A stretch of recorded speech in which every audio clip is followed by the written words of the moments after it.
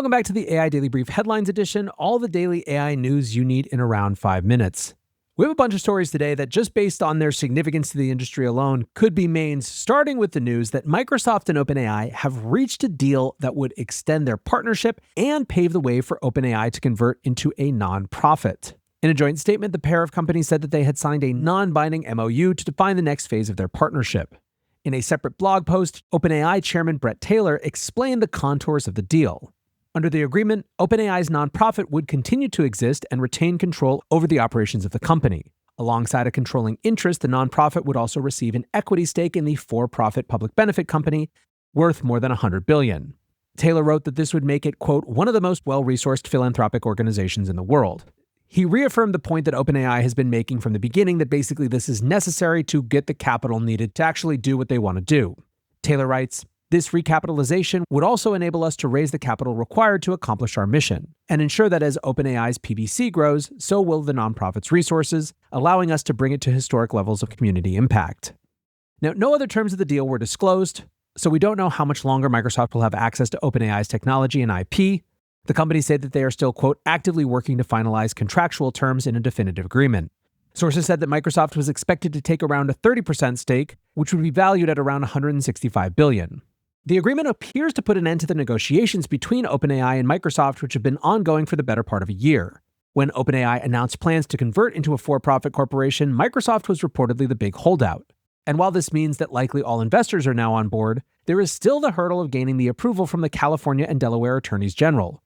These folks haven't given any indication that they're on board with the conversion, and recently, the AGs have expressed dismay at safety concerns regarding underage users. Earlier this month, California AG Rob Bonta said, "My office, working alongside Delaware Attorney General Jennings, has been reviewing the proposed restructuring of OpenAI. Together, we are particularly concerned with ensuring that the stated safety mission of OpenAI as a nonprofit remains front and center. OpenAI purports to build AI to benefit all of humanity. Humanity includes children, and before we can even get to benefiting, we need to get to not harming." Now remember, the stakes are incredibly high for OpenAI. Around $19 billion in funding is eligible to be clawed back if they can't close the for-profit conversion by the end of the year. Failure to convert also puts future fundraising in jeopardy, would have implications for whether or not they could IPO, etc., etc., etc. Basically, for those keeping track, OpenAI has absolutely cleared a major hurdle with this agreement, but now has to go fight a very different type of legal battle as well. Meanwhile, moving back over to the Microsoft side of things, even if they are coming to terms with OpenAI, it is still very clear that they are trying to stand on their own 2 feet a lot more going forward.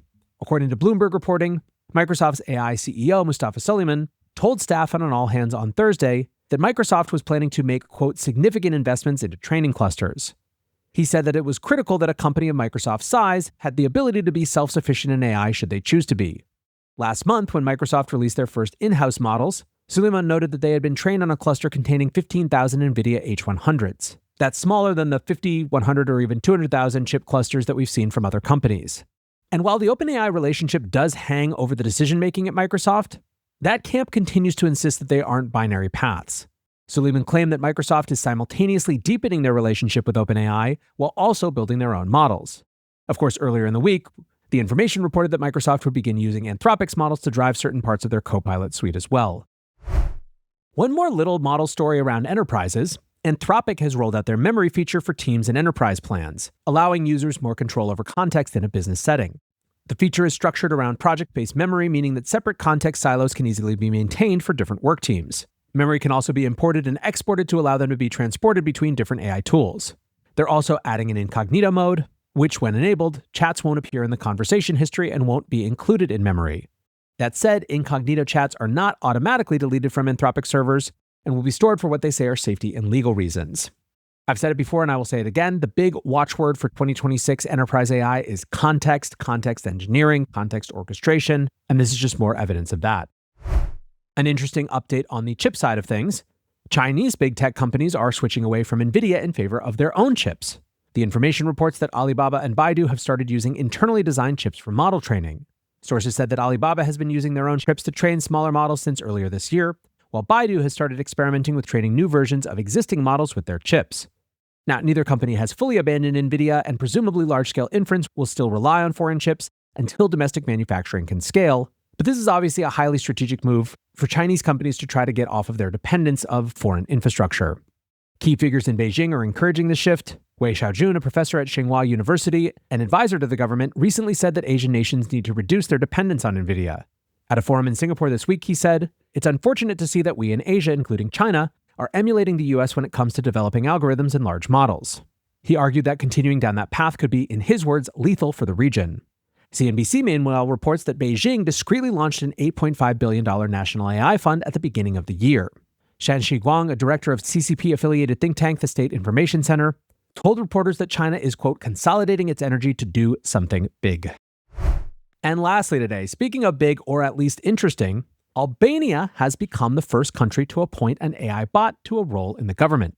Known as DALL-E, the voice agent has been part of the government services portal since January, helping citizens navigate bureaucratic tasks.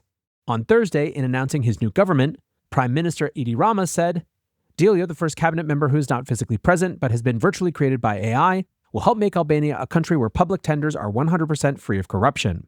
Officially, the bot will focus on public procurement and will have control over deciding who will receive government contracts. Albania has a long and persistent history of political corruption, which has been one of the major economic issues for the nation. Prime Minister Rama previously expressed interest in using AI as an anti-corruption tool that could eliminate bribes, threats, and conflicts of interest. Now decision-making power will be transitioned away from the government ministry and handed to AI in order to enhance transparency in government spending. Now, what's interesting about this is that this kind of doesn't strike me as just for the headlines. It seems like they are actually trying to use it as an unbiased, uncorruptible third party to make decisions to actually solve a key problem. Still, whether it actually takes place and whether it becomes more than novelty, we'll have to wait and see. But I'll tell you, stuff that seems weird today is going to seem completely normal in the future, and it is going to be wild. With that, though, we close the headlines. Next up, the main episode.